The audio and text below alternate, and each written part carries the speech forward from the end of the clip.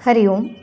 यदि आपका मन आपको परेशान करता है, दुखी करता है, आप एक पल भी शांत नहीं बैठ पाते, विचलित हो जाते हैं, तो आपको राजा जनक और ब्राह्मण की कहानी मन को पकड़ो को ज़रूर एक बार सुननी चाहिए।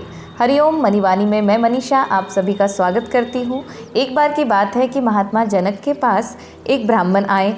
उन्होंने कहा, महाराज, यह पापी चंचल मन जो सबको अपनी जाल में फंसाकर निष्दिन नचा रहा है, हम बहुत परेशान हैं। इसे जितना भी चाह ले, इससे पीछा छुड़ाने की, यह हमें छोड़ता ही नहीं। यह सुनकर जनक ने एक वृक्ष को पकड़ लिया और बोले, अगर यह वृक्ष हमें छोड़ दें तो महात्मन मैं आपके प्रश्न का उत्तर दे दूं। ब्राह्मण जनक की यह दशा देखकर हैरान हो गए कि यही जनक है जिन्होंने ब्रह्म विद्या में पारंगत हासिल की है और सभी का वो समाधान करते हैं शंकाओं का। एक वृक्ष को पकड़े हुए कह रहे हैं कि यदि ये छोड़ दे तो मैं तुम्हारे प्रश्न का उत्तर दे दूं। महात्मा बोले, महाराज, आपको जड़ वृक्ष कैसे पकड़ सकता है? आपने स्वयं ही पकड़ा हुआ है उसे। आप छोड़ दें, आप छूट जाएंगे। महात्मा जनक ने कहा, तुम्हें दृढ़ विश्वास है यह छूट जाएगा? ब्राह्मण ने कहा, यह तो प्रत्यक्ष है, बिल्कुल साफ दिख रहा है कि यदि आप वृक्ष को छोड़ देंगे तो आप छूट जाएंगे।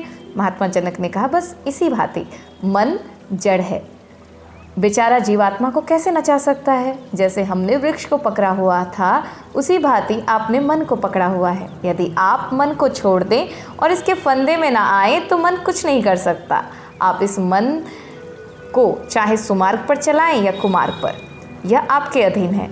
यह तो सब कहने की बात है कि मन बड़ा चंचल है, कुमार्ग में जाता है। बिना जीव के यानी तुम्हारे मन में संकल्प नहीं हो सकते। यह सुन ब्राह्मण प्रसन्न हो गया और अपनी राह चलता गया। इस कहानी से हमें सीख यही मिलती है कि जो विषय हमें परेशान करते हैं, जो हमारे काम की नहीं है, उन विषयों पर हमें ध्यान नहीं देना चाहिए। हमें केवल अपने काम को देखना चाहिए जिससे हम आगे उन्नति कर पाएँ।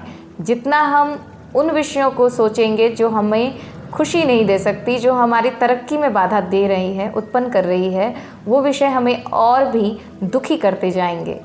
और मन को संयमित करना यदि चाहते हैं तो इसका केवल एकमात्र उपाय है कि आप योग के शरण में जाएं।